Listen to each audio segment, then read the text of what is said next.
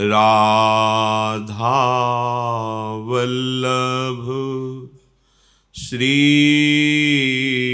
हरिवंश। राधा वल्लभ श्री हरिवंश।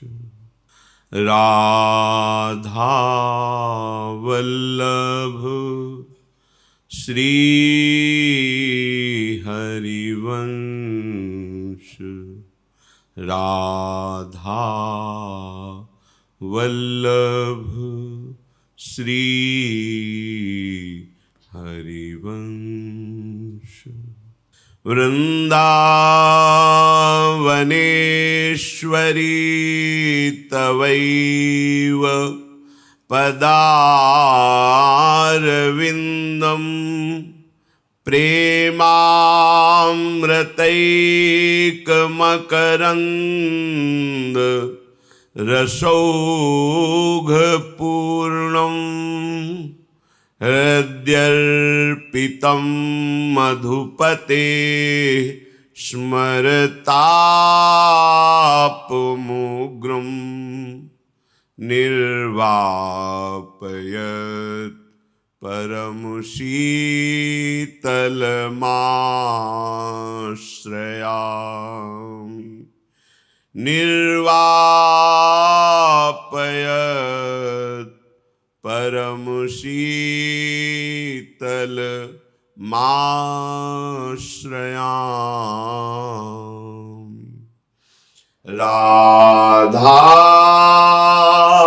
राधा राधा राधा। राधा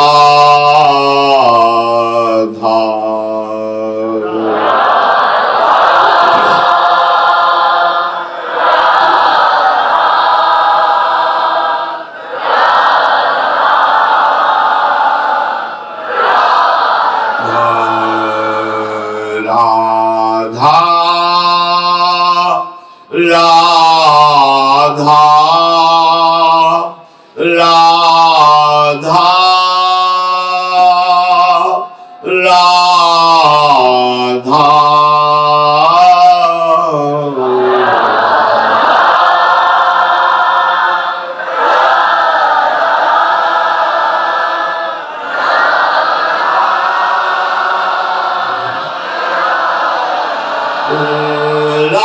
राधा राधा राधा राधा राधा।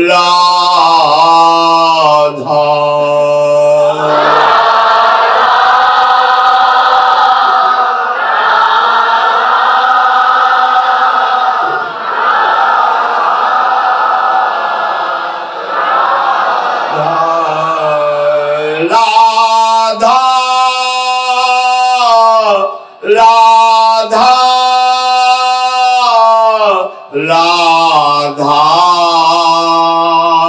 राधा।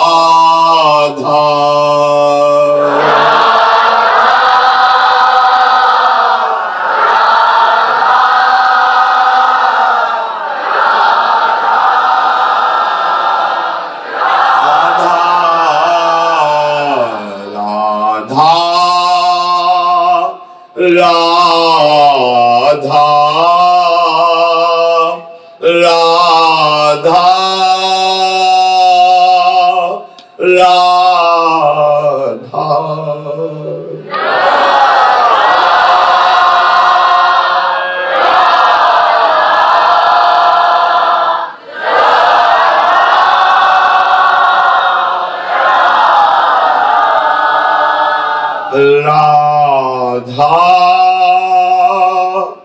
राधा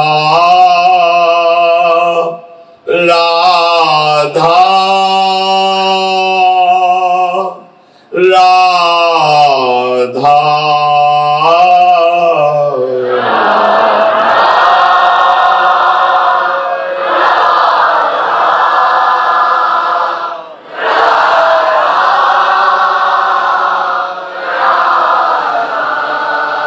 राधा राधा राधा राधा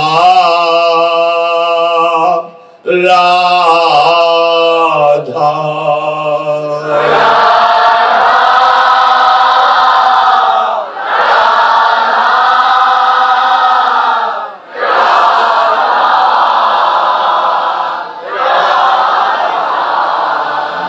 राधा राधा राधा राधा राधा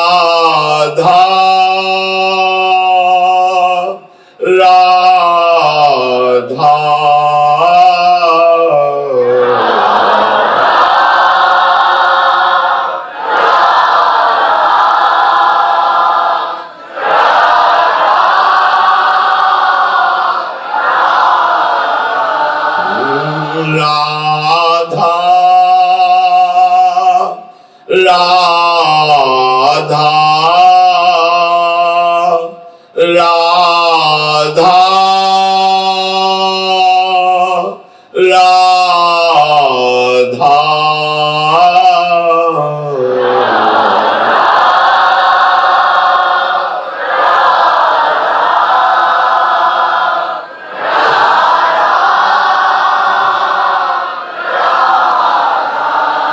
राधा राधा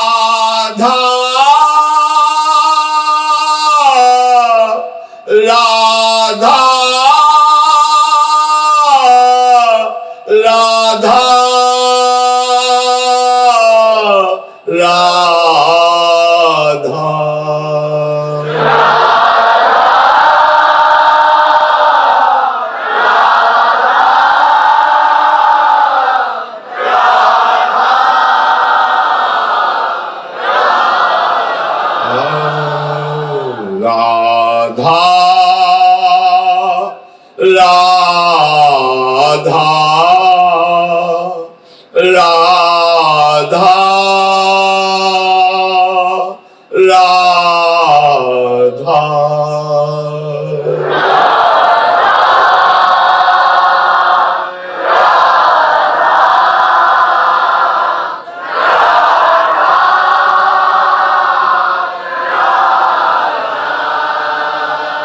श्री राधा वल्लभ लाल की जय। परम प्रेमामृत स्वरूप श्री वृंदावन धाम महामहिम धामी श्री प्रिया प्रीतम और निज परिकर अहोभाग्य हमें ऐसा सौभाग्य दिया धाम में बैठ करके प्रभु के लिए नाम कीर्तन गुण महिमा श्रवण इंद्रियों का अंतर्मुख कहकर करके विषयों का त्याग और प्रिया प्रीतम की किंचन मात्र भी मिलन की चाह, ये अत्यंत दुर्लभ बात है। श्री जी जब हमारी दुर्गति देख करके कृपालु हुई तो हमें सौभाग्य दे दिया। हम बड़े गुणवान हैं, हम साधु हैं, हम जितेंद्रिय हैं, हम भजनानंदी हैं, ये देख करके नहीं, अहेतु की कृपालु ने ये देख करके कि कितना भी प्रयास करे इसका प्रयास बहुत अल्प है, इसलिए उन्होंने कृपा कोर कर दिया और हमें ऐसा मार्ग दे दिया जो भ्रम शून्य, भय शून्य, दुख शून्य, एकमात्र आनंद ही आनंद, एकमात्र प्रेम ही प्रेम। बस आवश्यकता है इस कृपा का हम आदर करें, लाडली जू के दुलार को हम समझें। ये हमारे भाग्य नहीं है, जो हमें प्राप्त है ये हमारे भाग्य नहीं है। जो हमें आगे चलकर प्राप्त होगा वो भी हमारे भाग्य का बल नहीं होगा, वो केवल कृपा बल से ही है। ऐसी अहेतुकी कृपालु लाडली जू की कृपा का अपने लोगों के द्वारा अनादर हो जाता है, अवज्ञा हो जाती, पर वो तो करुणा समुद्र हैं, ने कहू नरिस।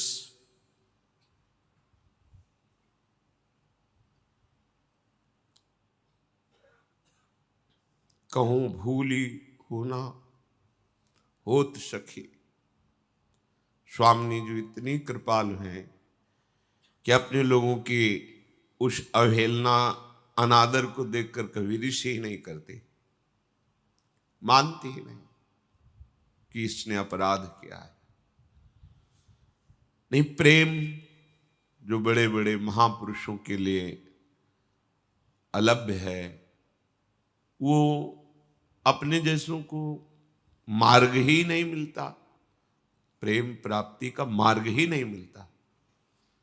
ऐसी प्रचंड माया की आकर्षण वृत्ति है कि उससे छुटकारा पाकर अध्यात्म मार्ग में चलना अत्यंत दुर्लभ। फिर अध्यात्म मार्ग का सार प्रेम, प्रेम का अद्भुत सार माधुर्य रस, माधुर्य का भी सार महामाधुर्य रस, ये महाप्रेम सुरंग रंगी, ये महाप्रेम है।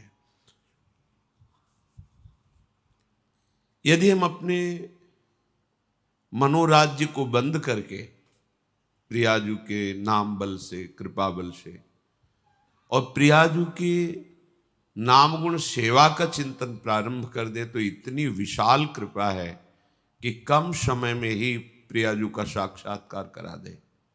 धाम बहुत महामहिम पावर में है, आपको कैसे बताएं, वाणी में सामर्थ्य नहीं कि धाम की कृपा की बात हम आपको बता सकें। अचानक बहिर्मुख वृत्ति से ऐसी अंतर्मुखता बिना प्रयास के एक क्षण में ऐसा आनंद वो किसी साधन बल में न मिला था न वो मिलेगा, वो केवल महारानी जी की मंद मुस्कान कृपा से ही है। हमें भगवत प्रेम प्राप्ति में श्री जी के साक्षात्कार करने में ज्यादा कोई श्रम की आवश्यकता नहीं करनी पड़ेगी, बस सन्मुखता की आवश्यकता है। हम संसार से अपना स्नेह संबंध समेटकर प्रियाजू के चरणों में समर्पित कर दें। कई प्रकार की स्वभाव वृत्तियां हैं जो हमें प्रियाजू की तरफ आगे नहीं बढ़ने देती। जहां महापुरुषों ने साधक के स्वभाव के अनुसार 11 प्रकार के साधकों का वर्णन किया है, साधकों का, कि ऐसे 11 प्रकार के स्वभाव वाले भगवान की साधना करते हैं, प्रभु को प्राप्त करने की साधना करते हैं, भजन करते हैं। ये विषयी पुरुषों की नहीं, ये साधकों की। साधकों में भी 11 प्रकार के साधक हैं। पहला, प्रभु की प्राप्ति की बात सुनकर सत्संग शास्त्रों में कि जीवन का परम लक्ष्य है प्रभु का साक्षात्कार कर लेना, भगवत प्राप्ति करना, परंतु विषय भोगों में अत्यंत आसक्त है। इतना आसक्त है कि विषय भोगों का चिंतन करता रहता है, विषय भोग मिलने पर भोगने की प्रवृत्ति है, पर वो अंदर ये बैठाले हुए कि लक्ष्य तो भगवत प्राप्ति है, क्या करूं, चल नहीं पा रहा हूं, मेरे जीवन का लक्ष्य तो हमने भगवत प्राप्ति रखा है, पर दृढ़ नहीं है, विषयों में आसक्त है और विषय क्रिया भी करता है, प्रभु का भजन भी करता है, पर उसका लक्ष्य मंद होता है, प्रबलता विषयों की होती है और भोगों में उत्सुक भोगता है, पर वो ऐसा नहीं कि भजनहीन जीवन व्यतीत करे, तभी उसको साधकों की गणना में लिया गया है। इसे विषयी साधक कहते हैं। भगवत प्राप्ति अभी बहुत दूर है, बहुत दूर है। परमानंद की अनुभूति नहीं होगी।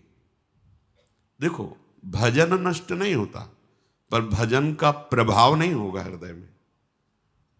बीज है हृदय में, पर वो अंकुरित होना, पल्लवित होना, वृक्ष रूप धारण कर, ये नहीं हो पाएगा।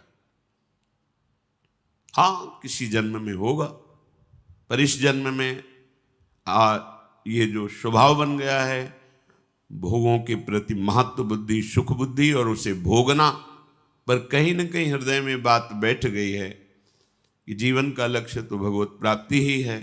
इसलिए वो कुछ भजन भी करता है, पर उसे भगवदानंद की अनुभूति नहीं होगी और भजन का प्रभाव प्रकट नहीं होगा। क्योंकि जैसे जैसे वो भोगों में लगेगा, वैसे वैसे वो भजन की जो वृत्ति उसने सत्संग और शास्त्र स्वाध्याय से प्राप्त की है, वो मंद होती चली जाएगी। और यदि कहीं साधु संग मिल जाए तो फिर भोगों की वृत्ति मंद होती चली जाएगी और दिव्यता आने लगेगी भगवत प्राप्ति के उत्साह की। दूसरा साधक वो विषय भोग और भगवान दोनों को बराबर रखता है।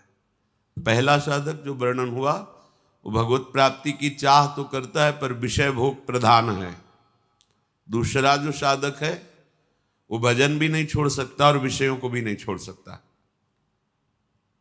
लगभग दूसरे में अधिकता पाई जाती है कि वो बैलेंस बना के चलना चाहता है कि ज्यादा जलन भी ना हो और भजन भी होता रहे। जब जो इंद्रियों ने मांग की, मन ने मांग की, वैसे ही भोग क्रिया की और भजन भी।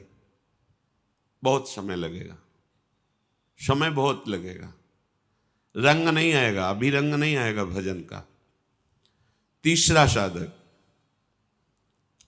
भगवान की प्राप्ति चाहता है, पर साधन में तत्परता न होने के कारण त्याग का उत्साह है, पर त्याग नहीं कर पा रहा।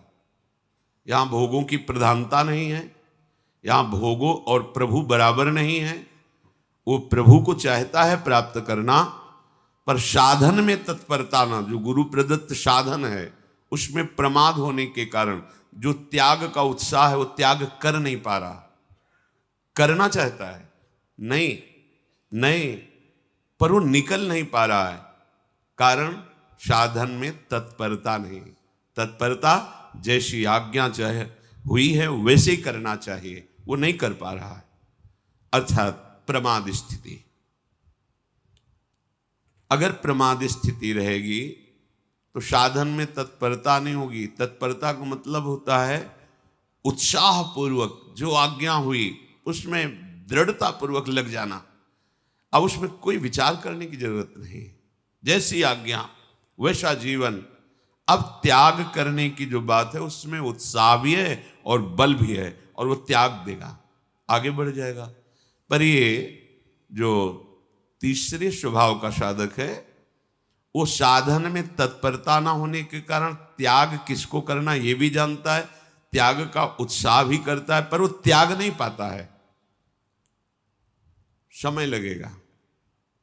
सत्संग साधन करते करते जब ये तत्परता आने लगेगी तब वो विषयों का त्याग कर देगा। चौथा, प्रभु को चाहता है, प्रभु से मिलूं, साधन भी करता है, पर बहुत जल्दी ऊब जाता है। इतने दिन हो गए, कोई लाभ तो मिला नहीं, आनंद तो मिला नहीं, भगवान तो मिले नहीं, और मन भी बहुत जला रहा है भोगों के लिए। क्या करूं, भाग जाऊं क्या, छोड़ दूं क्या? ऐसे स्वभाव का साधक बिल्कुल ठीक नहीं। ये स्वभाव बिल्कुल ठीक नहीं। अगर आप ऐसे ही साधन से तत्परता पूर्वक लगे रहें, ऊबे ना, तो ये जो ऊबन देने वाली वृत्तियां ये नष्ट हो जाएंगी। आपका जो आंतरिक हृदय मलिन है वो निर्मल हो जाएगा, आपको आनंद की अनुभूति। ये बहुत नजदीक पहुंचा हुआ साधक है, ये जो ऊबना होता है, बस ये हटने की जरूरत है। वो साधन में तो लगा ही है, त्याग की भावना भी है, भजन भी करता है, पर जो हृदय मन में विषयों के आकर्षण से जल रहा है, वो उसे पचा नहीं पाता विवेक कम होने के कारण। अगर विवेक प्रधान हो तो अंतःकरण से तटस्थ रहे तो उसको शयन कर जाएगा, फिर ये सब वृत्तियां खत्म हो जाएंगी, भस्म हो जाएंगी। भजन के द्वारा ये असत वृत्तियां भस्म होती हैं। पांचवा, प्रभु के लिए साधन करता है, तत्परता भी है, पर उससे संदेह है कि मेरे जैसे को भगवत प्राप्ति कहां हो सकती, बहुत बड़ी कमी। महापुरुषों ने कहा है, आशा बंधा समुत्कंठा, ये निरंतर आशा रहे कि मैं लगा तो हूं भजन में, लेकिन प्रियालाल अपनी कृपा से मुझे निश्चित प्राप्त होंगे, गुरु कृपा से निश्चित प्राप्त होंगे, धाम कृपा से निश्चित प्राप्त होंगे, इसमें बिल्कुल संशय नहीं होना चाहिए। पर पांचवी कोटि का जो उपासक होता है उसको ये विश्वास ही नहीं हो पाता इन बातों पर, साधन भी करता है पर उसको लगता है कहां मेरे को भगवत प्राप्ति होगी, नहीं होगी। ये कुछ परमार्थ मार्ग ऐसा है कि यदि आपने ऐसा सोच लिया तो नहीं होगी। जब गंगा किनारे भ्रमण कर रहे थे तो हरिद्वार के एक महापुरुष, उनका लाल स्वामी नाम था, वो एकांत सेवन कर रहे थे। उनके पास जब दर्शन करने के, वो खेचरी मुद्रा में अधिक समय तक रहते थे, योग की एक खेचरी मुद्रा है, उसमें वो रहते थे। रात्रि में समय दिया उनके शिष्यों ने कि आप आके वार्ता कर सकते हैं। रात में 10 बजे के लगभग गए, प्रणाम, बड़ा ही मृदु स्वभाव, अमृतमयी वाणी, गंभीर भगवत स्वरूप। तो उन्होंने डायरी लेके गए थे कि कोई शब्द भूल ना जाए, बाहर निकलती तुरंत लिखना है। महापुरुषों के वचन अमृत होते हैं, उस समय हमारी समझ में ना आवे, पता नहीं कब समझ में आवे, इसलिए वो शब्द रख लेना चाहिए। उन्होंने कहा, जैसा तुम सोचोगे वैसा ही बन जाओगे, जैसा बनना है वैसा सोचना प्रारंभ करो। पहला शब्द उनका था। दूसरा शब्द, जैसा तुम सोच रहे हो, जो तुम बनना चाहते हो, उसके अनुसार जो सिद्धांत है उस पर चलो, एकांत सेवन करो। जो विषय बाधा देने वाले हैं उन पर विजयी हो तो भी उनका संग न करो, उन पर विजय प्राप्त कर चुके हो तो भी उनका संग न करो, क्योंकि जीता हुआ मन भी कभी कभी विषयों में फिसल जाता है, संयोगवशात मरा हुआ मन भी जीवित हो जाता है, इसलिए सावधान रहो। छठवां, प्रभु के लिए पूरी तैयारी कर रहा है, साधना कर रहा है, विश्वास भी है, पर अपने शने संबंधियों को नहीं त्याग पा रहा। छठवां, ऐसा साधक होता है, साधन में भी लगा है, बस वो अपने शने संबंधियों, रिश्तेदारों को नहीं त्याग पा रहा। वहीं से भोजन चल रहा है, वहीं से वास व्यवस्था चल रही, उनका मिलना जुलना, आना जाना सब वैसे ही, पर वो चाहता है भगवत प्राप्ति हो जाए, उसे विश्वास भी है कि भगवान कृपा से मिल जाएंगे, पर वो भगवान की आज्ञा को भूल जाता है कि उपासक मेरे लिए अपने सुहृदों के सुख का त्याग कर देता है। जैसे महाप्रभु हरिवंश चंद्र जी कहते हैं कि इस मार्ग में सहजानंद बरसाने वाली स्वामी जी के चरणों का आश्रय दृढ़ करने के लिए अपने परिवारजनों के द्वारा प्राप्त हुए सुख का त्याग, अर्थ के द्वारा प्राप्त होने वाले सुख का त्याग और बड़ी बड़ी साधनाओं के द्वारा प्राप्त होने वाली सिद्धि सुख का त्याग, ये स्नेह संबंध त्याग करने के लिए बहुत जगह आज्ञा प्राप्त है। तात मात सुत दार देह में मति अरुझय मति मंदा, हित किशोर को है चकोर तु लख वृंदावन चंदा, जननी जनक बंधु सुत दारा तन धन धाम सुहृद परिवारा, सबकी ममता ताग बटोरी मम पद मन ही बांध बर डोरी। ये कमी रह जाती है उपासक में। जो छठवें स्थिति का साधक है वो भजन भी करता है, तत्परता भी रखता है, पर अपने पारिवारिक रिश्ते सने संबंधियों का त्याग नहीं कर पाता, इसलिए समय लगेगा। सातवें, प्रभु के लिए विश्वास है, भरपूर त्याग है, साधन में तत्परता है, पर सम्मान और बड़ाई प्रिय है। वो अपना सम्मान चाहता है, दूसरों से अपनी बड़ाई, प्रणाम, नमस्कार, कीर्ति चाहता है। फिर समस्या है, फंस गया। अभी भगवत साक्षात्कार बहुत दूर है, क्योंकि शरीराभिमान पुष्ट होता रहेगा। भगवत प्राप्ति के लिए सम्मानम कल्याति घोर गरलम, ये जो सम्मान है ये विष है, ये अमृत पान के लिए जो हमारा हृदय तैयार हो रहा है उसमें बाधा पहुंचा देगा। जब कोई अपने को प्रणाम करे तो तत्काल भगवत भावना कीजिए, प्रभु क्या लीला कर रहे हो, अंदर ही मन में सोचकर मानसिक प्रणाम कीजिए। अगर ऐसी भावना नहीं बन पा रही तो आपके गुरुदेव का प्रणाम हो रहा है, आपको नहीं, क्योंकि आपकी कंठी, तिलक, माला, नाम, मंत्र, उपासना गुरुदेव का है और इसी को तो प्रणाम कर रहे हैं, तो वो गुरुदेव को प्रणाम कर रहे हैं, अपने को नहीं। ऐसी भावना दृढ़ करें। 8वें, प्रभु पर विश्वास है, त्याग की भावना प्रबल है, पर वो अपने गुरु प्रदत्त मार्ग में चलता नहीं, बदलता रहता है, अपनी वृत्तियां बदलता है, कभी ये, कभी वो, कभी ऐसे। गुरु प्रदत्त, अब भी भगवत प्राप्ति में अंतराय है। प्रभु पर विश्वास है, त्याग भी है, पर वो गुरु प्रदत्त उपासना में दृढ़ नहीं, बार बार मन बदलता रहे, कभी ये पढ़ा, कभी वो पढ़ा, कभी ये अनुष्ठान, कभी वैसे चला, ऐसा नहीं। सांगो पांगो उपासना, गुरु प्रदत्त नाम, गुरु प्रदत्त मंत्र, गुरु प्रदत्त कंत अर्थात इष्ट, गुरु प्रदत्त ग्रंथ, एक सांगो पांगो उपासना में मन को समाहित कर दिया, बात बन गई। 9वां, प्रभु पर विश्वास है, त्याग है, साधन में तत्परता है, पर लक्ष्य दृढ़ नहीं कर पा रहा। हम श्यामा श्याम के श्री चरणारविंद के निज सेवक हैं, हरिवंश बलिदास रसिक अनन्य शान बजायो, एक श्याम श्यामा पद प्रीति। बस श्री हरिवंश चरण निज सेवक बिचले नहीं, छाणी रस रीति। चाहे लाभ आवे चाहे हानि आवे, अब तो बेल फैल गई जाने सब कोई। बस दृढ़ निष्ठा, मन क्रम वचन त्रिशुद्ध सकल मत, हम श्री हित हरिवंश उपासी। दृढ़ता, लक्ष्य की दृढ़ता। विभिन्न प्रकार के भगवान की उपासना पद्धतियां हैं, बहुत से भगवान के लीला अवतार हैं, बहुत से भगवान के नाम हैं, ऐसे ही भक्त हैं, सब वंदनीय हैं। पर हमें प्रियाजू ने जिस मार्ग में चयन किया है, हम तो जानते भी नहीं थे मार्ग, इस मार्ग को प्रियाजू ने चयन किया है, प्रियाजू ने अपने चरणों की शरण दी है, प्रियाजू ने हमें मार्ग दिया। अब हमको अपनी मनमानी नहीं करनी। अब जो ही कहें करें हम सोई, आयस लिए चले निज दासी, मन क्रम वचन त्रिशुद्ध सकल मत, हम श्री हित हरिवंश उपासी। दृढ़ता, ये मनमानी आचरण करने वाले कृपा की अवहेलना करते हुए दिखाई देता है, दुर्गति दिखाई देती है, पर पकड़ नहीं सकते। क्यों?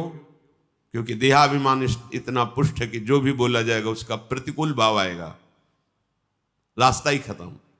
ये रास्ता श्रद्धा से चलता है।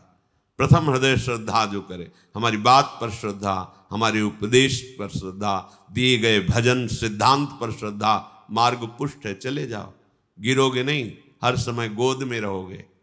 पर वो देहाभिमानी अपनी मनमानी आचरण करने के कारण वो लक्ष्य में दृढ़ नहीं हो पाता है। 10वां,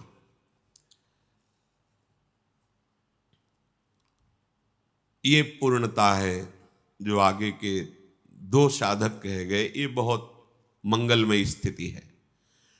प्रभु की प्राप्ति की चाह नहीं, असह वेदना, क्षण भर के लिए भी प्रभु का विस्मरण नहीं, प्राण देने के लिए तैयार है। बस कैसे मिले, कहां जाऊं, किससे कहूं, असमर्थ हूं, वो अंदर की स्थिति, क्या करूं, किससे कहूं, वो कौन सा आयोग करे, मेरी इस बात को कौन समझे, प्रभु कैसे मिले। अशय हो रहा है, वेदना उसके हृदय में, एक पल के लिए भी प्रभु का विस्मरण नहीं। प्राण फूलों की तरह लिए तैयार है कि अगर प्राण देने से प्रभु मिल जाए तो अभी प्राण ले लो। ये है महामहिम स्वरूप, उपासक का ये महामहिम स्वरूप है। अहो भाग्य जिसके हृदय में प्रभु के लिए पीड़ा पैदा हो गई है, व्याकुलता पैदा हो गई है। 11वां, ये उसके ऊपर की बात है, ये आखिरी बात है। बड़े आनंद में निमग्न होकर प्रतिपल भजन में डूबा हुआ है, कोई चाह भी नहीं रहेगी, कोई चाह। ये आखिरी बात है। हर समय एक आनंद की भारी उमगन है, निरंतर भजन उनके रूप ध्यान में चिंतन करता डूबा, कोई चाह नहीं, मिलो ना मिलो कोई चाह, नरक भेजो स्वर्ग भेजो कोई चाह नहीं। ये सबसे आखिरी स्थिति, कोई कामना नहीं, न लोक की न परलोक की। भजन केवल भजन के लिए, भजन जीवन बन गया है। प्रभु ऐसे उपासक से दूर थोड़ी रहते, ऐसे ही उपासक के साथ लीला करते हैं, वो लीला पात्र बन जाता है।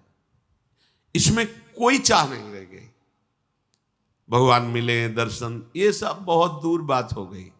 भजन जीवन, प्रतिपल उमंगन, और भजन ही चल रहा है, बस भजन के लिए भजन, भजन ही जीवन। तो वो प्रभु का दर्शन नहीं, प्रभु के संग में लीला पात्र बनकर वो प्रभु के संग खेलता है, ऐसा उपासक। ऊपर जो साधकों की स्थिति बताई गई उसमें 4 विभाग किए गए। पहला है मंद साधक, मृदु, इसमें उत्साहहीनता रहती है भजन के प्रति। जो मंद साधक है वो प्रतिभाहीन होता है, कांतिवान नहीं है, प्रसन्नता नहीं, ये कैसे बुझा हुआ सा जीवन। गुरु के वचनों में तर्क वितर्क करके अपनी बुद्धि के अनुसार चलने की चेष्टा है मंद साधक। जैसी आज्ञा वैसा नहीं, उसमें अपनी मनमानी लगा लेना, दुष्कर्मों से भी कोई परहेज नहीं ज्यादा, अधिक भोजन में प्रियता होना, जनेंद्रीय भोग प्रधान होना, चित्त में चंचलता रहना, कोई भी सेवा साधन से बचने का स्वभाव होना, तुरंत उत्तर वो हम तो बचने का स्वभाव होना, और ब्रह्मचर्यहीन होना, हृदय में कठोरता निर्दयता होना। पर साधक है, चल रहा है, इसे मंद साधक कहते हैं। दूसरा मध्य, ये जो 11 साधक बताए गए इनमें से 4 विभाग किए गए। दूसरा मध्य साधक, सर्वत्र समबुद्धि करने की चेष्टा करना, मध्य साधक। कितना भी उसे कोई सताए क्षमा का भाव रखना, हमारे पुण्य क्षीण ना हो, पुण्य बढ़ते रहें, ऐसी अभिलाषा रखना, प्रिय बोलना, गुरु के वचनों पर विश्वास रखना, हर कार्य को चतुरता पूर्वक करने की भावना करना, अच्छे से कार्य हो जाए, पर भोगों में प्रियता होना, अच्छा लगता है, अच्छा भोजन, अच्छा सब, विलासिता।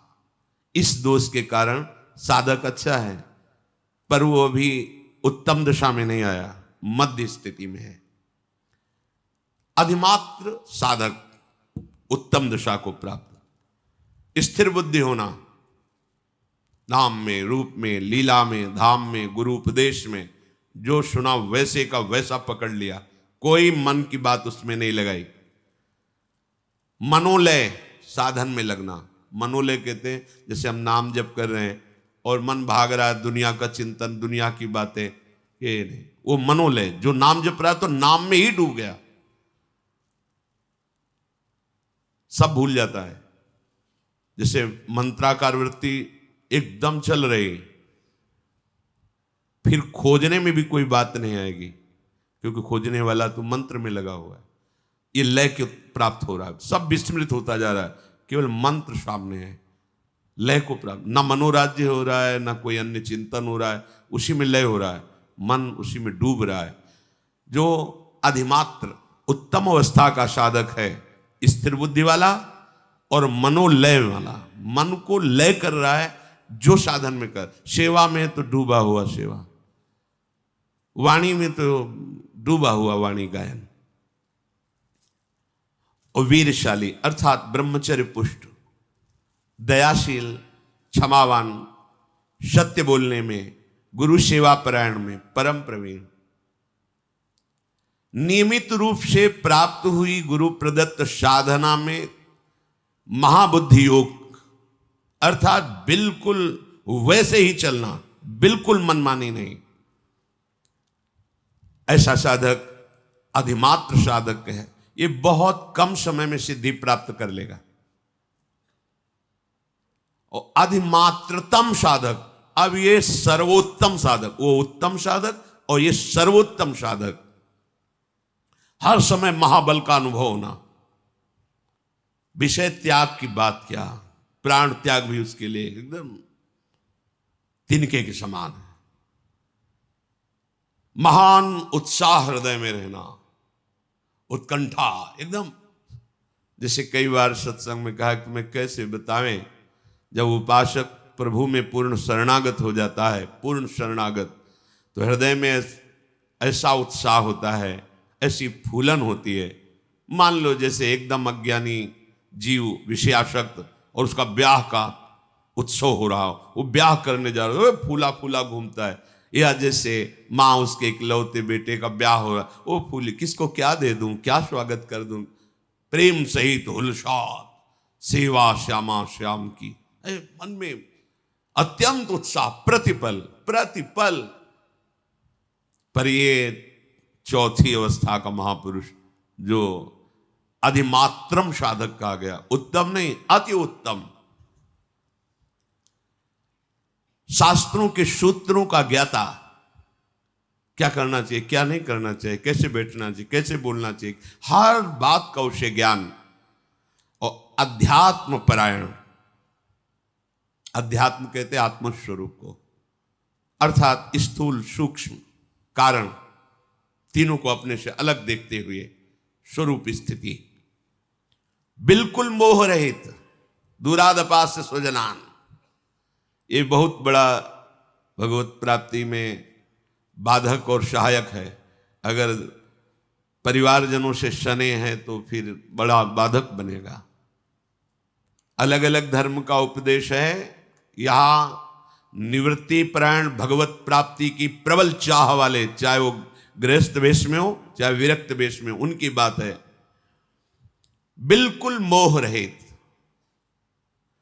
किसी भी स्थिति में व्याकुल ना होना, मिताहारी, कम आहार करने वाला, भूख से कम, भूख है 10 रोटी की, जितने कम से काम चल जाए। शरीर की दिनचर्या चलनी चाहिए, ब्रह्मचर्य ठीक रहना चाहिए, निरंतर भजन होना चाहिए, इसके लिए आहार चाहिए, उतना ही आहार, और कोई चाह नहीं, जैसा मिल गया उत्तम मध्यम, उससे कोई मतलब नहीं कि क्या है, आहार है प्राणों का, मैं उसे भोग नहीं रहा हूं, प्राणों के पोषण के लिए आहार को डाल रहा हूं। स्वाभाविक इंद्रियों का अंतर्मुख रहना, विशुद्ध आचरण, प्रतिकूल से प्रतिकूल परिस्थिति में अनुकूलता का अनुभव करना, ये सर्वोत्तम साधक का लक्षण। सदा संतुष्ट रहना, संतुष्ट है इनके इनवा, कैसी भी परिस्थिति है, हृदय शांत है, प्रसन्न है। निर्भय होना, कभी उसे भय नहीं प्राप्त, भय उसी को प्राप्त होता है जो अधर्माचरण करता है। सुशील, और अपने भजन साधन स्थिति को गुप्त रखने का स्वभाव, भजन साधना स्थिति उसे गुप्त रखने का स्वभाव कोई पकड़ न पावे किस स्थिति का कितना, जैसे समुद्र की कोई थाह लेना चाहे नहीं ले सकता, ऐसे ही अति उत्तम साधक की कोई थाह लेना चाहे उसकी गंभीरता की थाह नहीं पा सकता। है क्या चीज, कोई समझ नहीं सकता। शांत, परम विश्वासी, गुरु पूजन परायण, लोक संग से विरक्त, सर्व साधन विषयों का ज्ञान और परोक्ष ज्ञानी अर्थात आत्मानुभूत से युक्त, ऐसे उपासक को अधिमात्रम साधक कहते हैं। ऐसे उपासक को भगवत प्राप्ति में विलंब नहीं होता। वो जब चाहे भगवत दर्शन कर सकता है, जब चाहे। बस हमें इन बातों का मनन करना चाहिए। जहां हमारी कमजोरी है उसके त्याग के लिए हमें उत्साह संपन्न बनना है।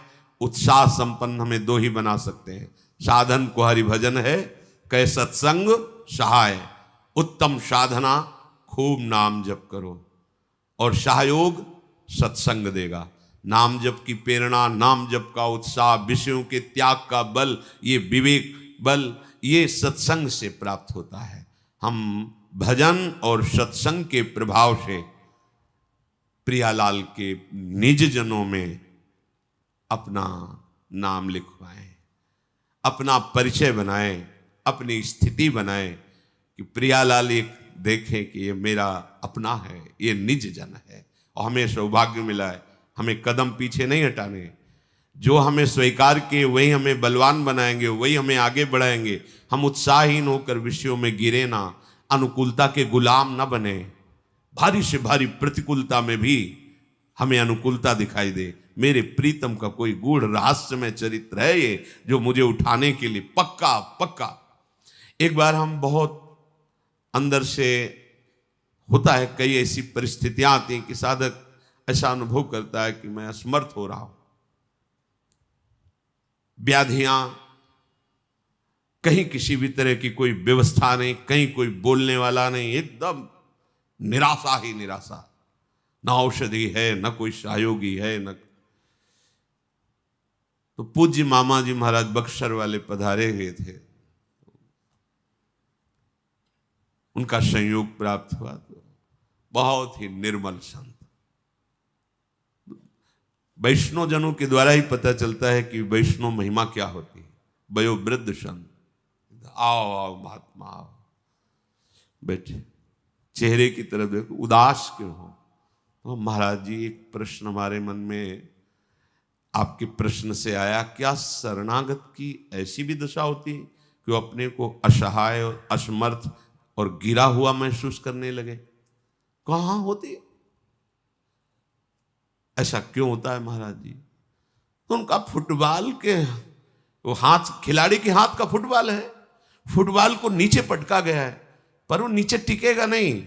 वो नीचे से जो ही ऊपर उठा तो ऐसी मार लगेगी कि वो लक्ष्य में आपको कैसे बताएं, हृदय नाच पड़ा, नाच पड़ा हृदय। एकदम हृदय आनंद से प्रफुल्लित हो गया। एकदम लगा कि महापुरुष जन कह रहे कि खिलाड़ी के हाथ का ये बाल है, ये नीचे टिकेगा नहीं। ऐसे थपक मारा, कोई समझ न ले कि नीचे गिरा, मारा तो एकदम लक्ष्य पे पहुंचा दिया। बस हृदय देखा ना, सत्संग सहायता की ना, साधु वचन ने एकदम जैसे बैटरी डिस्चार्ज हो गई, वो चार्ज हो जाए, ऐसा वचनों से एकदम हृदय में उत्साह। नहीं नहीं नहीं, निराश नहीं, ये परिस्थिति है, निराशा के लिए नहीं है, ये तुम्हें ऊंचे उठाने के लिए है। महापुरुष जन कह रहे हैं, गेंद नीचे गिरा है उसको देख के हंसी मत करो, वो साधारण गेंद नहीं, वो खिलाड़ी के हाथ का, उसी ने थपक मारी है नीचे। काहे के लिए? ऊपर लक्ष्य वेद के लिए। बिल्कुल पक्का समझो, भारी से भारी प्रतिकूलता में भारी अनुकूलता छुपी हुई है। उपासक किसी भी परिस्थिति में कभी अपने आश्रय को न छोड़े, मार्ग को न छोड़े, अपनी भावना को नीच ना होने दे, निराश ना होने दे, दृढ़ आशा। नहीं नहीं, कोई मंगल विधान है मुझे समझ में नहीं आ रहा है।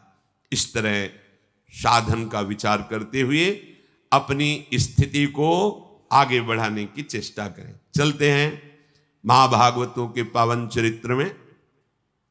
भगवान श्री कृष्ण की आज्ञा से देवराज इंद्र ने विश्वकर्मा जी को भेजा और 5 पांडवों के लिए एक नगर का निर्माण हुआ जिसे इंद्रप्रस्थ नगर कहते हैं, जो अमरावती स्वर्ग की राजधानी उससे भी दिव्य भगवान ने बनाया। जबकि कौरवों ने ऐसी जगह भेजा इस खांडोप्रस्थ में जहां जनशून्य खंडहर पड़े हुए थे, वहां का राजा बनाया। समझो, यदि आपके साथ प्रभु हैं तो आप जहां जाओगे मंगल ही मंगल होगा, और प्रभु नहीं है तो चाहे जितना सुख वैभव इकट्ठा कर लो, अमंगल ही, अशांति ही, दुख ही रहेगी, देख लेना। इसलिए भगवान का आश्रय किसी भी परिस्थिति में कभी मत छोड़ो, परिस्थिति बदल जाएगी। देखो ना, यहां ईंट गारा से नगर नहीं बना, विश्वकर्मा जी ने दृष्टि से सब निर्माण कर दिया, और ऐसा निर्माण किया कि देवराज इंद्र की अमरावती भी वैसी सुंदर नहीं थी जैसी इंद्रप्रस्थ का निर्माण हुआ। इंद्रप्रस्थ का बड़ा विशाल वर्णन है इस ग्रंथ में, क्या क्या कैसे कैसे। फिर भगवान श्री कृष्ण ने विदा मांगी और चलते हुए कहा कि विशेष हमारा उपदेश तुम्हारे लिए यही है कि कभी आए हुए अतिथि और संत महात्मा का अनादर ना होने पावे, ये गृहस्थ का परम धर्म है। और देवर्षि नारद जी आएंगे, कुछ आपको उपदेश करेंगे, उसको अपने जीवन में धारण करना, ऐसा भगवान कहकर द्वारिकापुरी के लिए गए।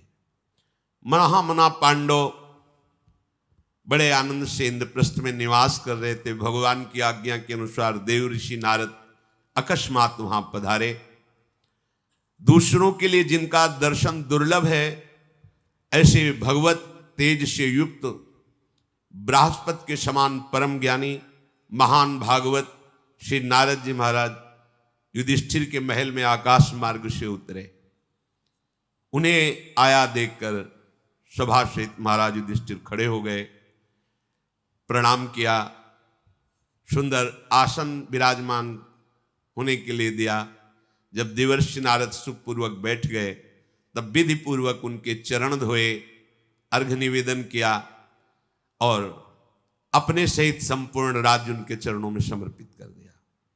महाराज, ये भेंट है, हम सब और जितना वैभव ये सब आपके चरणों में। नारद जी बहुत प्रसन्न हुए। फिर आशीष वचनों द्वारा तुम्हारे भगवत चरणारविंद में प्रीति हो, यह है फल समर्पण का, ऐसा बोले। और कहा तुम सब शांति से बैठ जाओ, जैसा मुझे भगवत आदेश है वैसा मैं तुम्हें बता रहा हूं। द्रौपदी जी को भी बुला लो। द्रौपदी जी भी आई। नारद जी ने कहा देखो, एकाग्रचित होकर मेरी बात सुनना। धर्म का आचरण ही जीवन का परम लाभ है, अधर्माचरण नहीं। पापाचरण करके यदि संपत्ति प्राप्त करोगे तो तुम्हारे परिवार को भी दुख भोगना पड़ेगा, तुम्हें तो भोगना ही पड़ेगा, लेकिन उस अधर्माचरण की कमाई का भोक्ता जो परिवार है, जिनके लिए तुमने अधर्माचरण पापाचरण किया है, उनको भी जलना ही होगा। नाना प्रकार की कामनाएं, अशांति, विघ्न, विपत्तियां तुम्हें चैन नहीं लेने देंगी। इसलिए मान लो, भले आप नमक रोटी खा के जियो, पर धर्माचरण करो, अधर्म से नहीं। अधर्म से कमाया हुआ धन संपत्ति दुख, विपत्ति, क्लेश, अशांति यही देगी।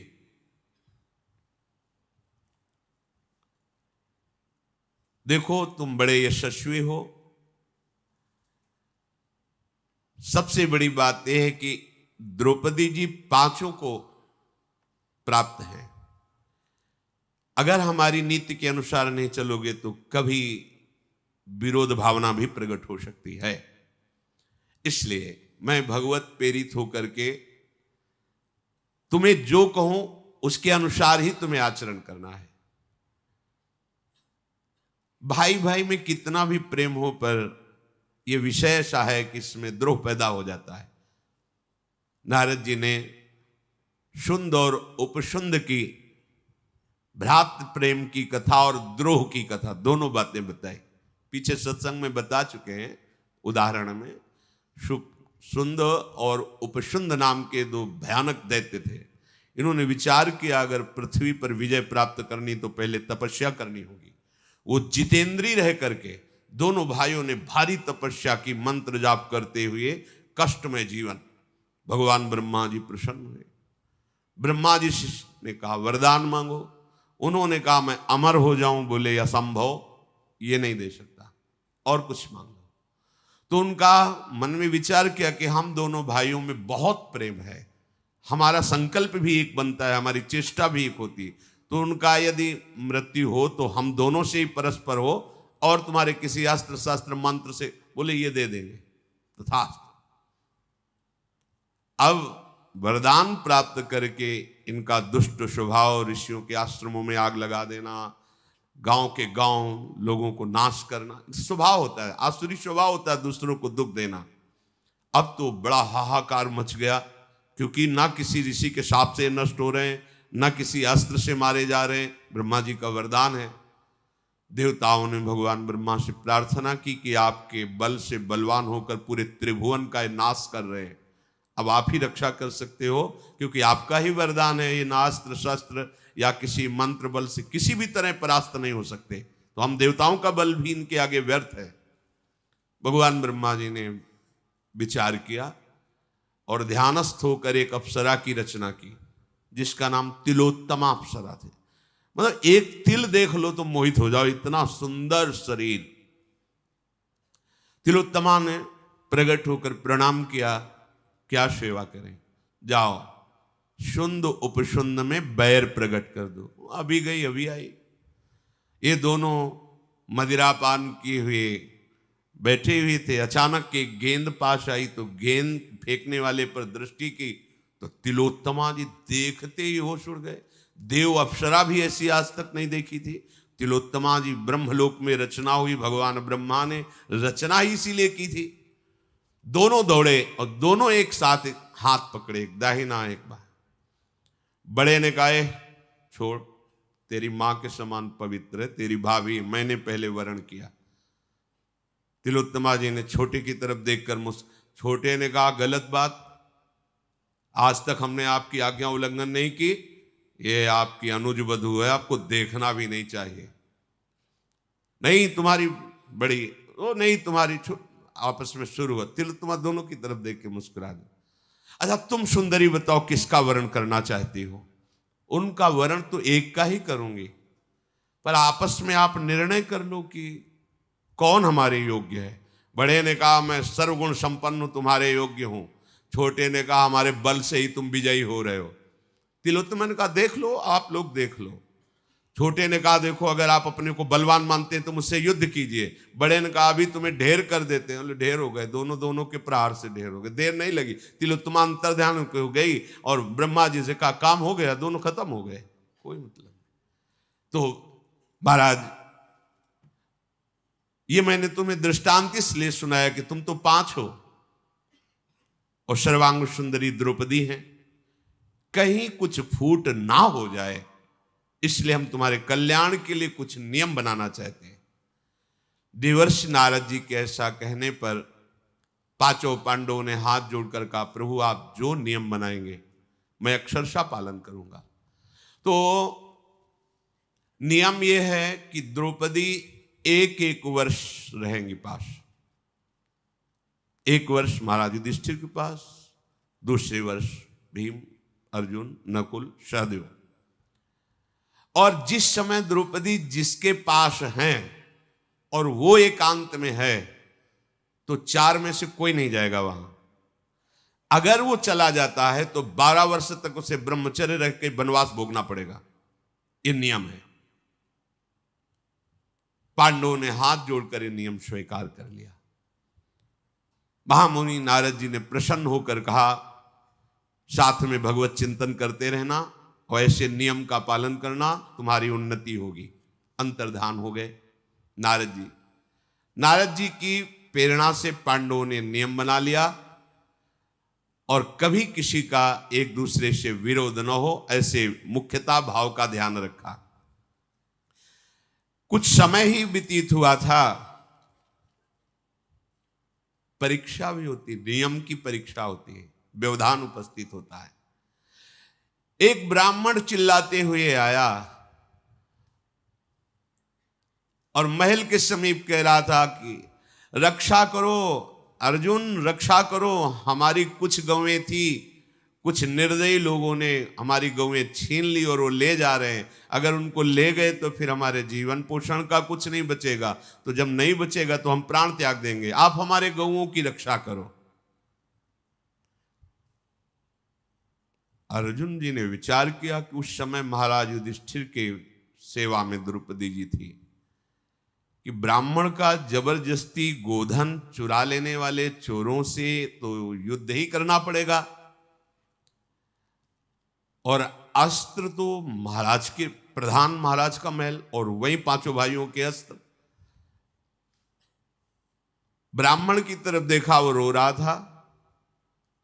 अर्जुन ने विचार किया अगर अस्त्र नहीं लेता तो कैसे बात बनेगी, अगर अस्त्र लेने जाता हूं तो इस समय महाराज युधिष्ठिर विराजमान है द्रौपदी जी के साथ, अगर वहां गया तो 12 वर्ष का वनवास निश्चित, इधर अगर नहीं गया तो ब्राह्मण शरणागत होकर पुकार रहा है, ये तो भारी अपराध बन जाएगा, और इसमें तो महाराज की कीर्ति भी क्षय होगी, तो 12 वर्ष का वनवास मुझे तो भोगना पड़ेगा, ब्राह्मण की रक्षा होगी, महाराज की कीर्ति होगी, इसलिए मुझे जाना ही चाहिए महल के अंदर।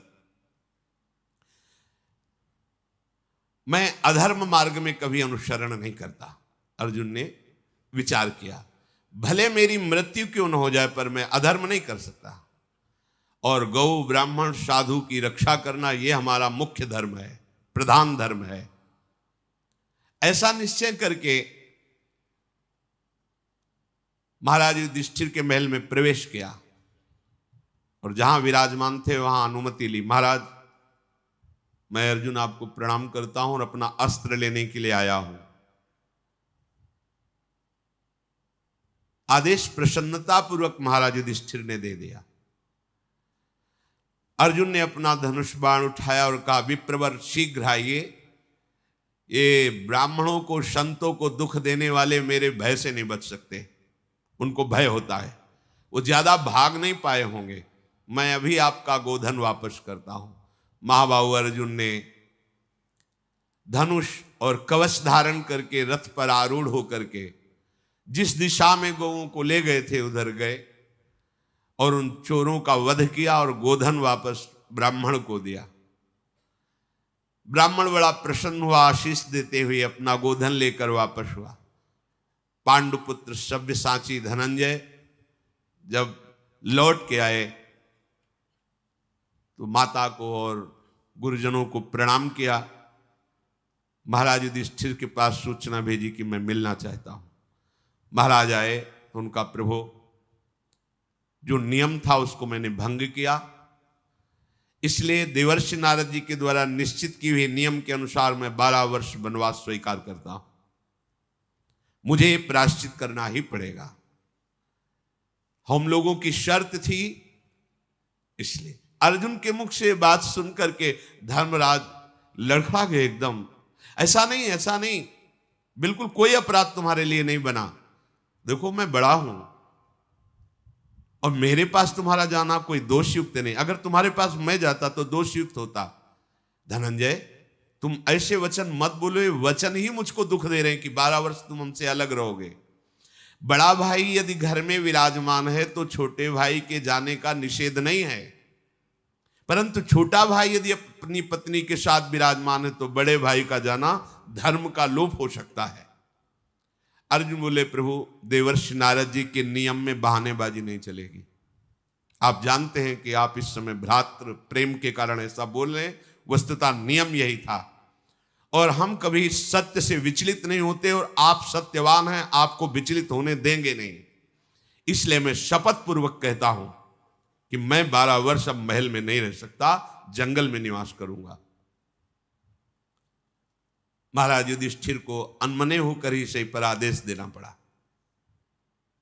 12 वर्ष ब्राह्मणों से वनवास की प्रक्रिया, क्या कैसे रहना चाहिए, और उसकी दीक्षा लेकर वहां से अर्जुन जी चल पड़े। कैसे धर्म का पालन करने वाले। महाबाहु अर्जुन जब जाने लगे तो कुछ वेदज्ञ ब्राह्मणों ने कहा कि हम आपको अकेला नहीं जाने देंगे, आपके साथ चलेंगे। तो जैसे देवता लोग देवराज इंद्र के साथ चलते हैं, ऐसे सब्यसाची अर्जुन के साथ बहुत से ब्रह्म ऋषि उनको मधुर मधुर कथाएं सुनाते हुए वनवास का समय ठीक से कटे, ऐसे ले चले।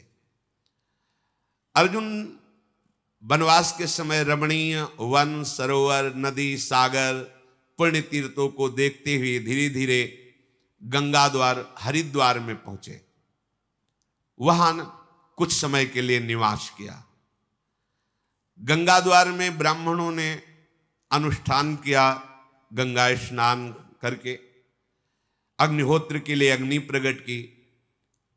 अब अर्जुन जी गंगा स्नान के लिए डुबकी लगाई हरिद्वार में गंगा द्वार पर। जे भी डुबकी लगाई तो उनको कोई पकड़कर गायब कर दिया अर्जुन को। जब आंख खुली तो देखा महल में, और दिव्य महल। कौन है जो मुझे अपहरण करके लाया है? अर्जुन ने। तो नागराज कौरव के परम सुंदर भवन में अर्जुन आश्चर्यचकित होकर के, कौन है? पर उस समय अग्नि प्रज्वलित थी। तो उन्होंने कहा पहले जो हमारी दिनचर्या है, संतों ने बताई कि वनवासी को कैसे वानप्रस्थ को रहना चाहिए। तो उन्होंने उसमें अग्निहोत्र कार्य संपन्न किया, अग्निदेव को प्रणाम किया। फिर देखा कि एक बहुत ही सर्वांग सुंदरी नवयुवती छिपी हुई थी। जब अग्निहोत्र कर चुके तब सामने आई। तो अर्जुन ने कहा तुमने अपहरण किया मेरा? तो उसने मुस्कुरा के कहा हाँ। बोले ऐसा साहस तुम्हारे अंदर कैसे आ गया? तुम जानती हो मैं कौन हूं, क्यों अपहरण किया? तुम किसकी पुत्री हो? तुम्हें कैसे सामर्थ्य मिली? उनका नाम उलूपी, नाग कन्या उलूपी। उन्होंने कहा कि मैं महाविषधर ऐरावत नाग के कुल में उत्पन्न हुई हूं। जो कौरव्य नाग मेरे पिता हैं उनकी मैं पुत्री हूं। मैं इच्छाधारी नागिन हूं। मेरा नाम उलूपी है और मेरे में अपार सामर्थ्य है, इसलिए मैंने आपका अपहरण किया। तो आप क्या चाहती हैं? मेरा अपहरण किस कार्य के लिए किया? तो उनका मैंने तुम्हें देख करके पति रूप में वर्ण किया, इसलिए अपहरण किया। तुम बहुत हमारे चित्त में भाग गए हो। आज तक हमने कभी पति का वर्ण नहीं किया। मैं कुमारी हूं और तुम्हें पति रूप से वर्ण करती हूं, और आपको हृदय दे दिया। आज तक किसी से आसक्त नहीं हूं, आगे किसी से आसक्त नहीं होंगी। ये मेरा व्रत है, अब आप मुझे स्वीकार कीजिए। अर्जुन ने कहा मैं 12 वर्ष के लिए वनवास का व्रत लिए हूं। महाराज युधिष्ठिर और ब्राह्मणों के सामने हमने संकल्प लिया है। उलूपी ने कहा मुझे पता है, आप कोई अखंड बाल ब्रह्मचारी तो है नहीं ना। द्रौपदी जी के लिए 12 वर्ष आप ब्रह्मचर्य और वनवास ले रहे ना, मेरे लिए तो नहीं ना। मुझे पता है आपका ब्रह्मचर्य कोई निर्दिष्ट नहीं कि अखंड ब्रह्मचारी, ऐसा नहीं। आपने केवल द्रौपदी के लिए वो शर्त थी। मैं ये सब जान करके आपका अपहरण किया हूं, इसलिए आप वनवास कीजिए, पर मुझे पत्नी रूप में स्वीकार करें। यह द्रौपदी के लिए नियम बनाया गया था। ये कोई आपका संकल्प ऋषियों के द्वारा आजीवन नैष्ठिक ब्रह्मचर्य नहीं है। और मैं बहुत दुखी आर्त होकर आपकी शरण में हूं कि आप जैसा मुझे पति त्रिभुवन में नहीं मिला, और मुझे अच्छा लगा और मैंने वर्ण किया। अब मेरी इस आशा को आप मत तोड़िएगा। और वो रोते हुए अर्जुन के चरणों में याचना किया।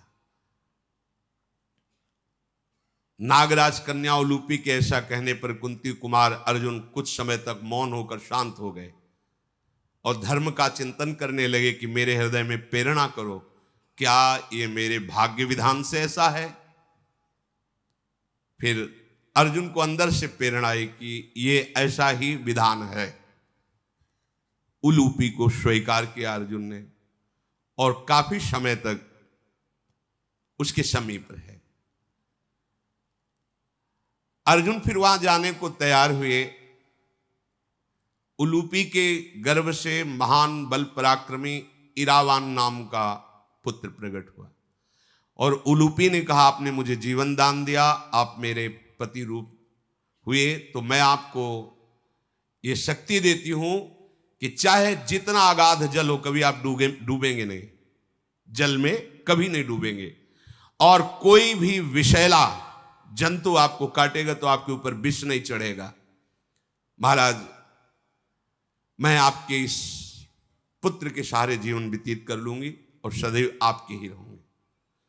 अर्जुन वहां से पश्चिमी समुद्र के तट पर होते हुए जितने तीर्थ देवालय, इन सब की यात्रा दर्शन करते हुए आगे बढ़े। प्रभास क्षेत्र में अर्जुन गए। प्रभास क्षेत्र में जब अर्जुन गए तो गुप्तचर, जब अर्जुन वनवास के लिए निकले थे तभी से द्वारिकाधीश ने लगा दिया था कि कभी कोई शत्रु अर्जुन पर आक्रमण करे तुरंत मुझे सूचना दी जाए। तो समझ लो हमारे साथ गुप्तचर प्रभु के लगे हुए हैं, तुम अकेले नहीं हो। यदि भगवान के शरणागत भक्त हो तो अर्जुन को पता नहीं है, लेकिन द्वारिकाधीश के गुप्तचर वनवास में भी उनके साथ है। अर्थात भगवान के पार्षद हर समय है। पुत्र के लिए निकला मुख से नारायण और भगवान पार्षद प्रकट, अर्थात सर्वत्र जिनकी गति है, ऐसे भगवत पार्षदों द्वारा भक्त सुरक्षित रहता है। उसको पता नहीं होता पर वो निर्भय रहता है इसी बल से। गुप्तचरों ने जाके सूचना दी कि रमणी प्रभास क्षेत्र में अर्जुन जी का पदार्पण हुआ है। तो अपने परम मित्र कुंती नंदन अर्जुन से मिलने के लिए प्रभु श्री कृष्ण परिकर सहित प्रभास क्षेत्र में गए। दोनों आपस में हृदय लगा करके मिले। इन्हीं के अंश से भगवान नर नारायण ही है। भगवान श्री कृष्ण ने पूछा, अर्जुन कैसी वनवासी दिनचर्या चल रही है? तो उनका प्रभु, बहुत से तीर्थों में ऋषियों की बड़ी कृपा मिली, बड़ा तीर्थों का पावन अवगाहन हुआ, सारा का सारा वृत्तांत सुना दिया। सब कुछ सुनकर भगवान श्री कृष्ण बोले, हाँ ऐसी ही कृपा होती है, तीर्थों में ऋषियों में सहज उदारता होती है, हृदय को पावन कर देते हैं। भगवान श्री कृष्ण और अर्जुन दोनों प्रभास क्षेत्र में इच्छानुसार विचरण किए। बहुत ही दिव्य रविवर्तक पर्वत है, वहां ठहरे। भगवान श्री कृष्ण ने कहा, इतना लंबा तीर्थ यात्रा करके आ रहे हो तो कुछ गुप्त बातें भी तो बताओ। तो समझ गए। उन्होंने बताया, प्रभु एक उलूपी नाम की नाग कन्या मिली और ऐसा ऐसा। फिर वहां से जब मैं आगे बढ़ा तो मणिपुर नाम का एक नगर था, वहां चित्रांगदा नाम की राजकुमारी, और वहां के राजा ने उस राजकुमारी को मुझे समर्पित किया।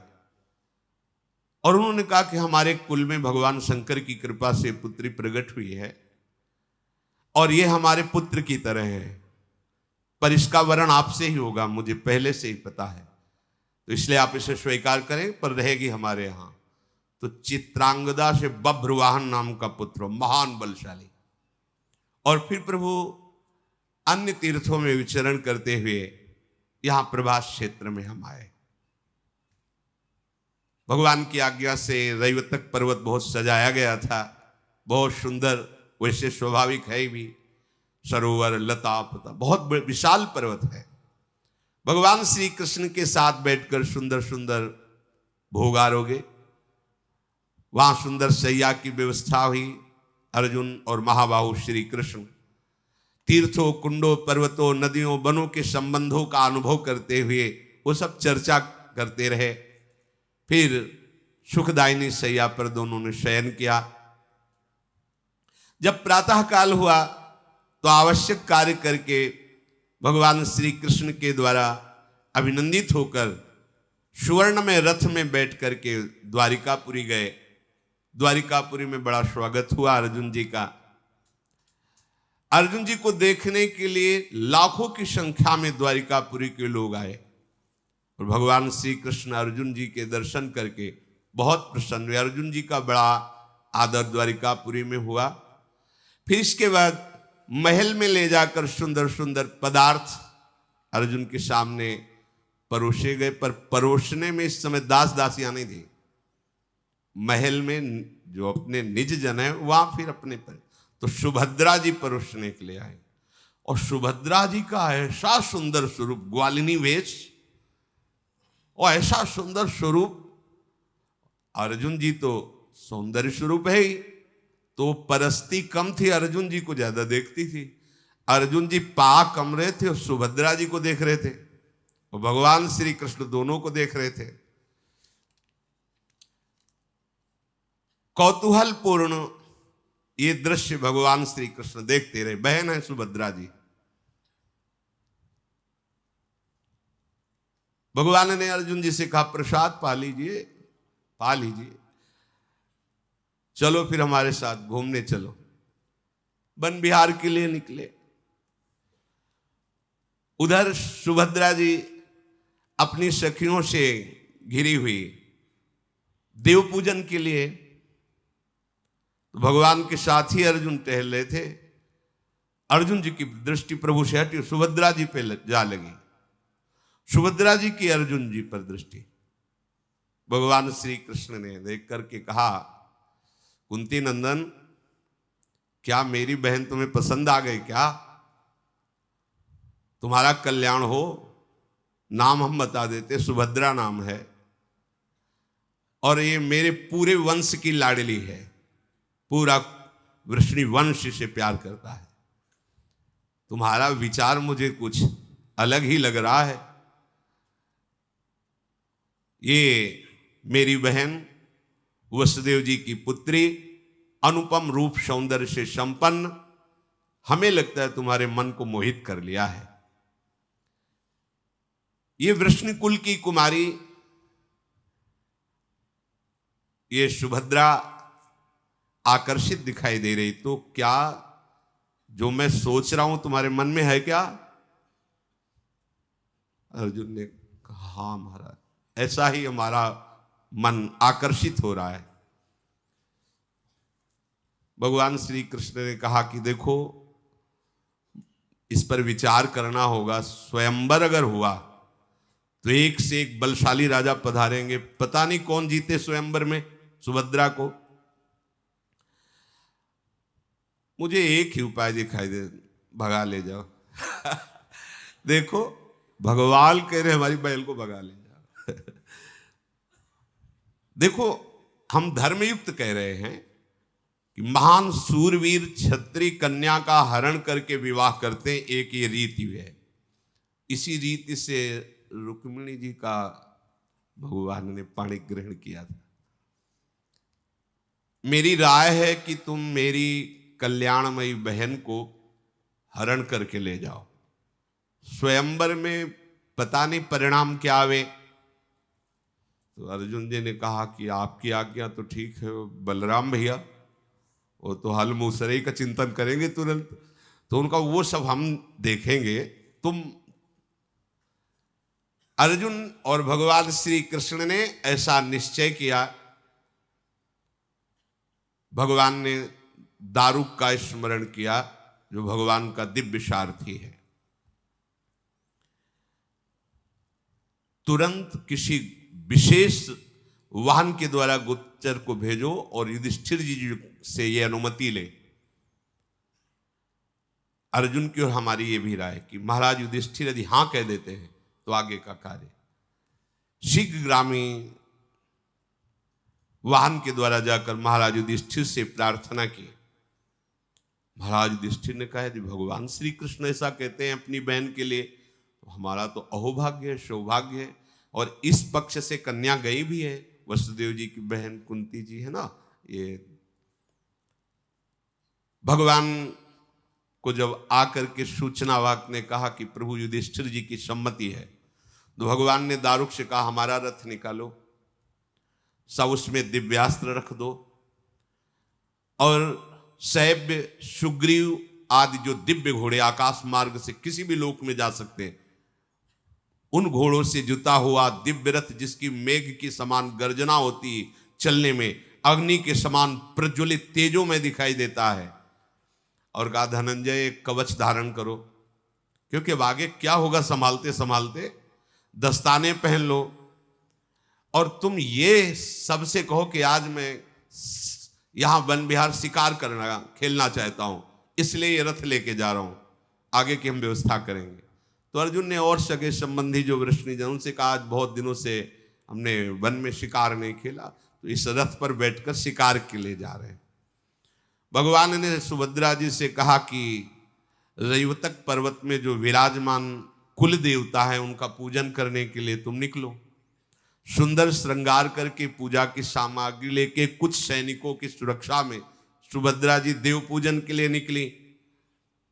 सर्वांग सुंदरी सुभद्रा जी, अर्जुन जी उधर रथ लेके गए, पूजा की थाली हुए देवता के पास रख दी कि अपना पूज लेना अपने आप को, और रथ में आके अर्जुन ने गोद में लेकर उनको रथ में बैठा लो। भगवान ने बता दिया था कि दारुक तुम बैठे रहना, घोड़ों की लगाम सुभद्रा के हाथ में होनी चाहिए, अर्जुन जी तुम पीछे बैठना। सैनिकों को तो अर्जुन ने वापस किया अस्त्रों से रोक करके, भाग करके उस सभा में गए, महाराज उग्रसेन की सभा में गए। अन्याय हो गया, राजकुमारी सुभद्रा का बलपूर्वक अपहरण अर्जुन ने कर लिया। भगवान भी जाकर सभा में चुपचाप बैठ गए। अपहरण कर लिया, यह शब्द बहुत बड़ा होता है। जे ही ये समाचार मिला तो संपूर्ण सभासद एक साथ खड़े हो गए। उन्होंने कहा ऐसा दुस्साहस करने का बल कैसे अर्जुन को प्राप्त हुआ, पूरी हस्तिनापुर इंद्रप्रस्थ को यहीं से नष्ट कर देंगे। भगवान बलराम जी ने हल का स्मरण किया, मूषल का स्मरण किया, तो हाल ऐसा था कि वो वहीं खड़े खड़े चाहे तो हस्तिनापुर को घसीट सकते हैं, खड़े खड़े चाहे तो इंद्रप्रस्थ को मिटा सकते हैं। संकर्षण है, इन्हीं की आग प्रकट की हुई मुख से संपूर्ण प्रलयाग्नि बढ़ती है। सब वीर बिल्कुल तैयार। बलराम जी की दृष्टि गई प्रभु श्री कृष्ण पर, मंद मुस्कुराते हुए शांत बैठे। दुंदुभियां बजने लगी, युद्ध की घोषणा हो गई, सारे सैनिक तैयार। रथ किसका था, कहां से रथ प्राप्त हुआ? सैनिकों ने कहा कि वासुदेव का रथ था।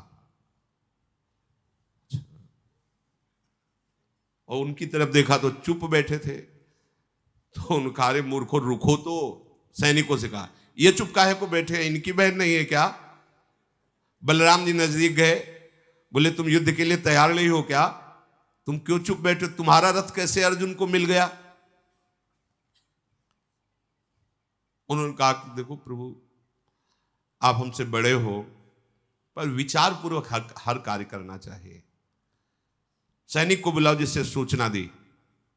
जी, क्या दृश्य देखा वैसे ही बताओ।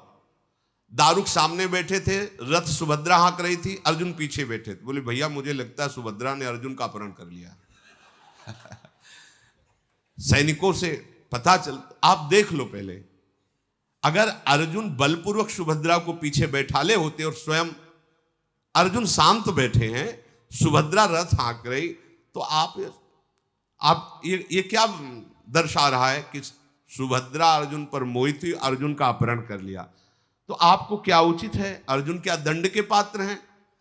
और कहीं इस स्थिति में अपनी सीमा से सुभद्रा आगे निकल गई तो आप उत्तर देने लायक रहेंगे कि बलराम की बहन सुभद्रा ने अर्जुन का अपहरण कर लिया?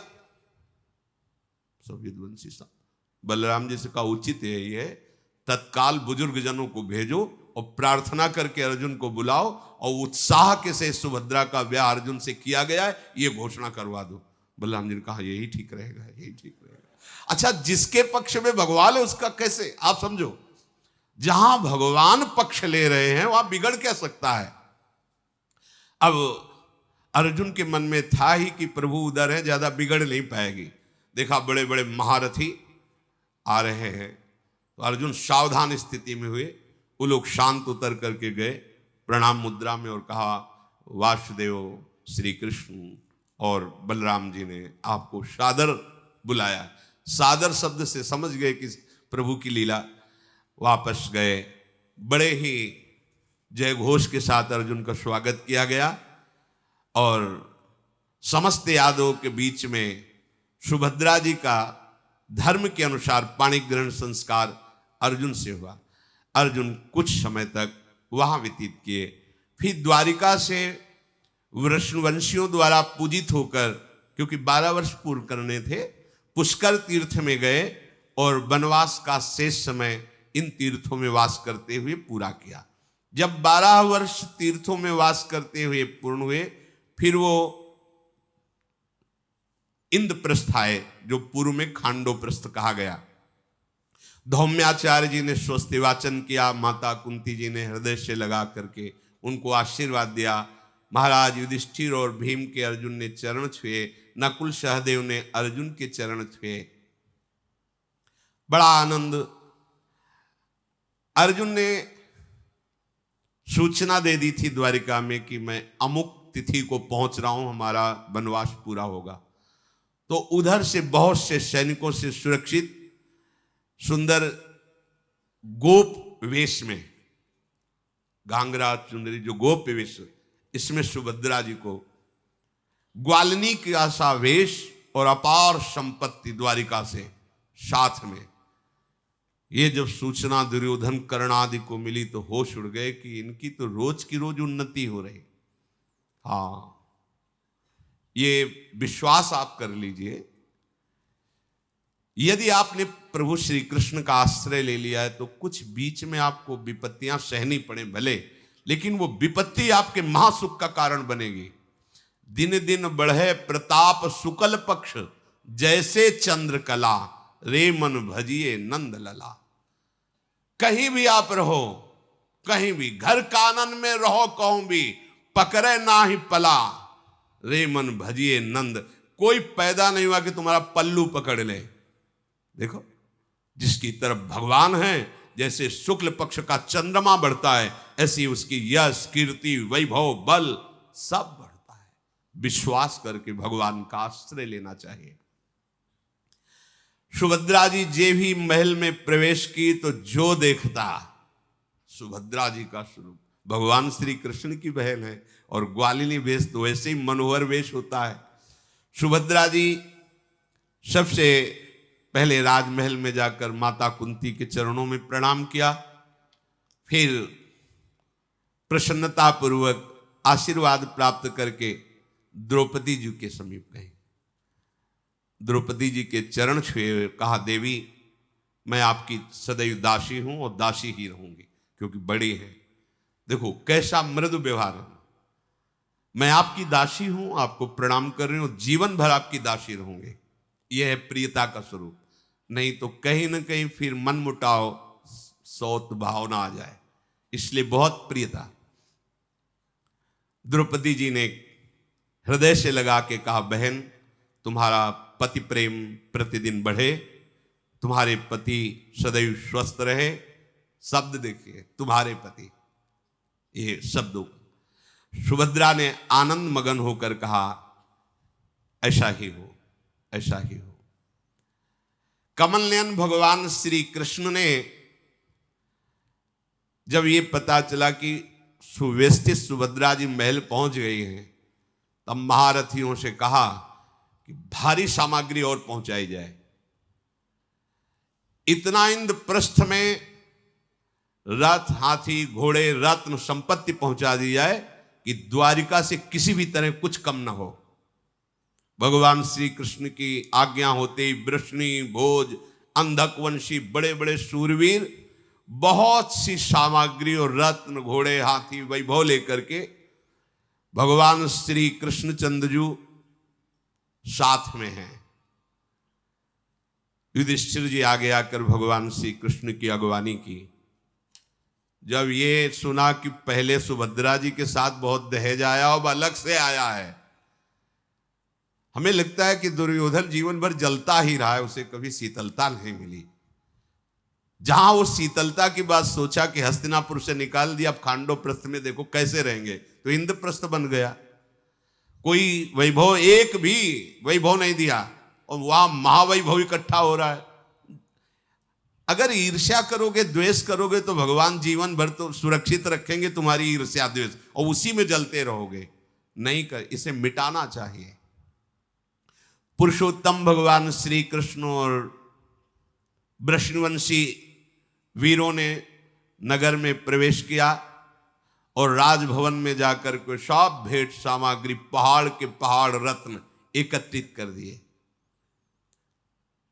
भगवान ने अर्जुन जी को और अपनी बहन सुभद्रा जी को मंगलमय आशीर्वाद दिए, खूब संपत्ति। महाराज युधिष्ठिर हाथ जोड़कर प्रभु से कह रहे, प्रभु हमारी संपत्ति तो आप हैं, कभी हमारे हृदय में इसके प्रति महत्व न पैदा हो, ध्यान दीजिए। हो सकता है कोई पूर्व वासना रही हो हृदय में, उसकी पूर्ति के लिए भगवान वैभव दे दे, तो ये ध्यान रखना कि वैभव भगवान की कृपा नहीं है। अगर वैभव को कृपा और संपत्ति मान लेंगे तो भगवत भजन में बाधा आ जाएगी। जब सुदामा जी को सुदामापुरी मिली और उनको पता चला कि सुदामापुरी मिली, तो उन्होंने यही कहा था पत्नी से कि प्रिय तुम्हारी इच्छा थी ना, तो तुम महल में रहो, हम नहीं रहेंगे, हम तो झोपड़ी में ही रहेंगे, और हमारी संपत्ति श्री कृष्ण ही है, हमारे जैसी दिनचर्या वैसी चलेगी। बहुत मनाने पर बाद में भक्त का हृदय ऐसा होना चाहिए कि महत्व बुद्धि केवल भगवान में हो, भगवान की माया वैभव में नहीं। हो सकता बड़े बड़े महापुरुषों के जीवन में देखा गया, वो सम्राट हैं, वो वैभव है, वो सब, लेकिन युधिष्ठिर जी क्या कह रहे हैं कि प्रभु ऐसी कृपा करते रहना कि ये जो आप दे रहे हो ना, इस पे महत्व बुद्धि ना हो, आप पे महत्व बुद्धि हो। भक्त की प्रभु में महत्व बुद्धि होती है, प्रभु के वैभव, प्रभु की इस बाहरी कृपा पे नहीं होती है। और इसका कोई महत्व वास्तविक भी नहीं है, क्योंकि ये टिकाऊ नहीं है। चाहे जितना बड़ा महल हो, रत्न हो, वैभव हो, शरीर छूटेगा क्या रहेगा? जब शरीर ही चला जाएगा तो क्या रहेगा? इसलिए सबसे बड़ा महत्व का विषय भक्त के हृदय से कभी भगवत चिंतन नहीं जाना चाहिए। शेष चर्चा आगे। श्री राधा वल्लभ लाल की।